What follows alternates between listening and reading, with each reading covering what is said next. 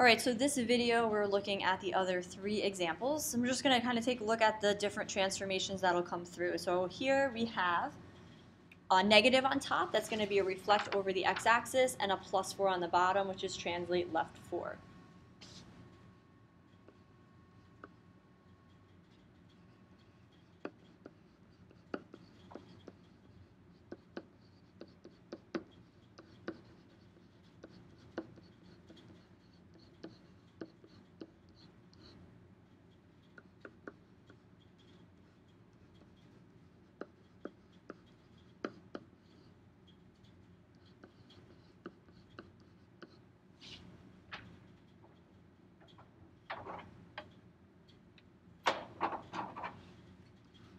The translate left 4 is going to be your new vertical asymptote.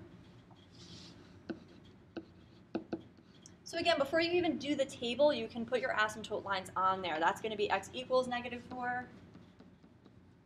Horizontal, there was no up or down movement, so that stays y equals 0.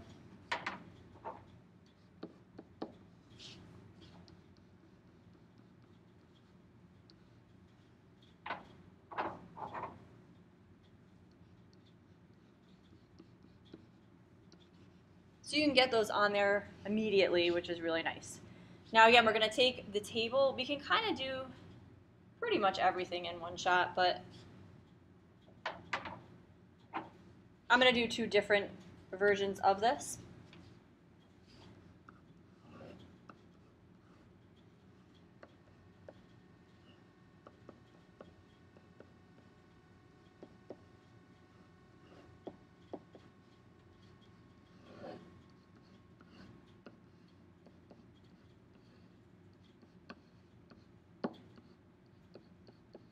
Something you can do if you don't want to do that first and second table, you can just switch all the signs, make the top two plus signs, the bottom two negative signs. Saves you a little bit of space and time. It's not bad to do it this way though, just to be careful. Subtract 4 from your x column because we're going to the left 4.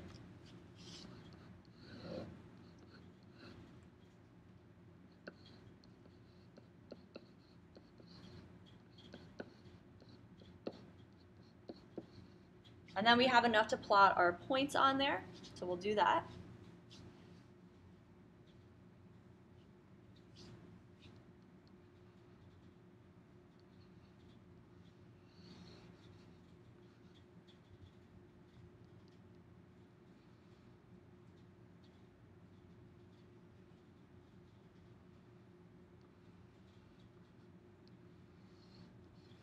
And really the points are just to figure out where the branches are going. That's why you don't need too many of them. You just want to really nest the branches on the inside.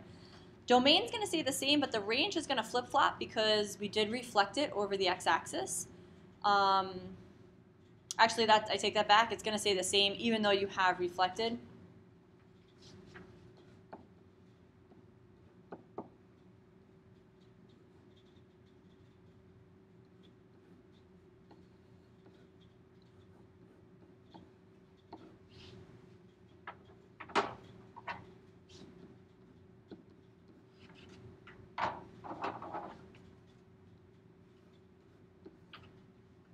Again, notice I'm taking the numbers right from the horizontal and vertical asymptote. So you're going left to right, lowest to highest, even though it does reflect and the branches are in different spots, the domain and range end up staying the same. All right, next one. This one has everything. It's got reflection, it's got stretch, translate, so we're going to try it all.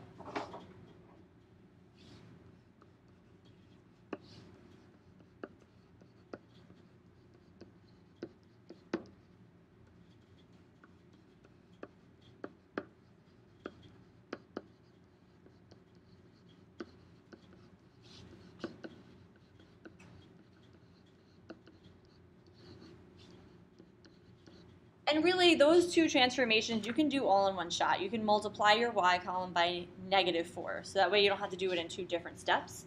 And then we have a translate left 2, down 1.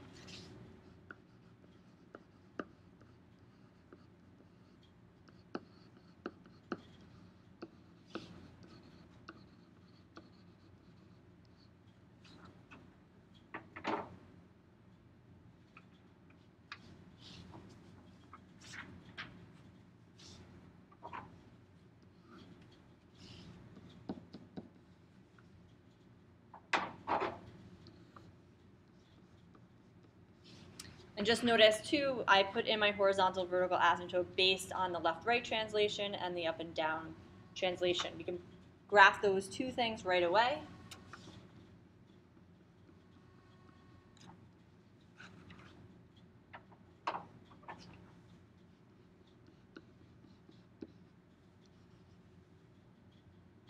And honestly, you really could put in your domain and range at this point. I'm going to hold off on that. Let's do our tables.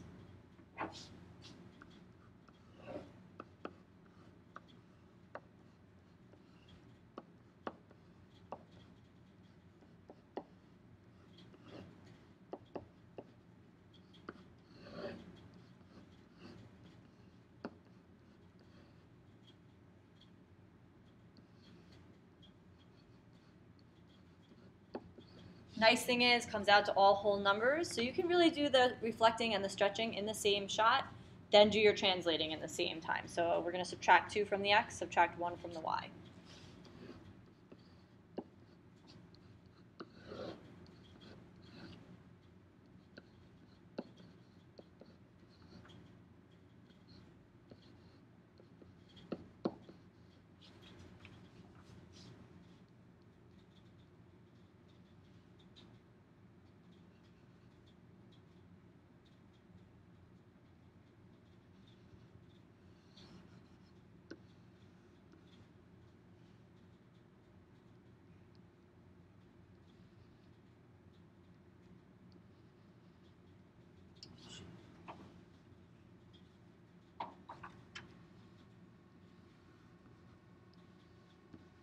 Again, just as you're drawing that with me, make sure you make your branches get close, but don't go through the asymptote lines. Domain, we're going to do negative infinity to 1, range negative infinity, negative infinity to negative 2, I'm looking at the next problem, and then range negative infinity to negative 1.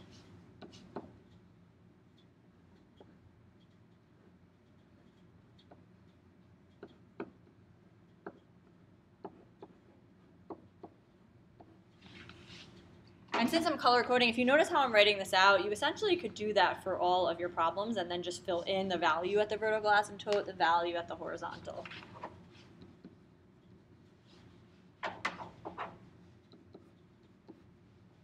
All right, you might want to take a brief pause before we do this last one. I know this video is getting a little bit long, but we are going to do one more. If you want to try that one on your own and then see if you got it right, you can always do that, so you don't have to listen to the whole video. You can kind of fast forward through it. This one only has 2 translations on it.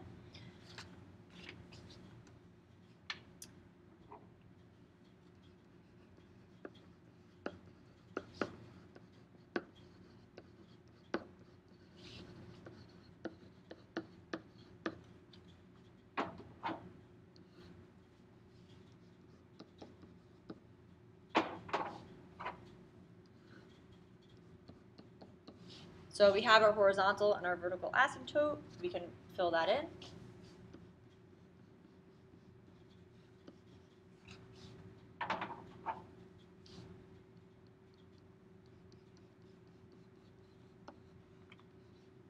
This is going to be kind of close to the top of the graph, but that's okay.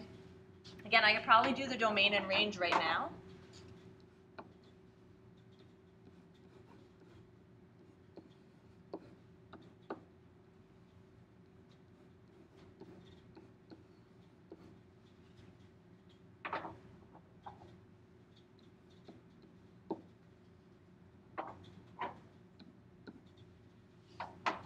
You do need the points, though, to kind of get the idea of where the branches are going to go, because the domain and range aren't 100% impacted by that portion.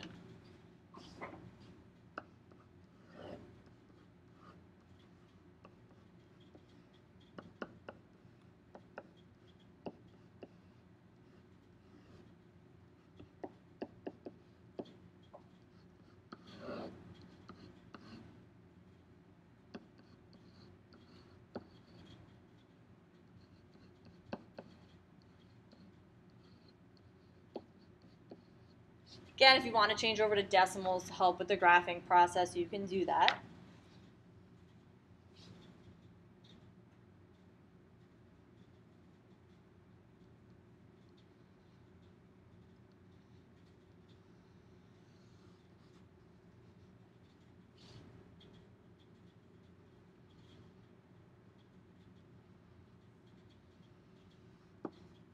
And that top branch is kind of close to the top. You probably can extend it a little further than I can. You don't actually have to label points here. You're identifying all your information underneath. So as long as you have your critical points in your table, actually I'm not going to ask you to label like we have in the past. So that's it. You're going to be doing practice of these after, whether you either watch this for homework or in class.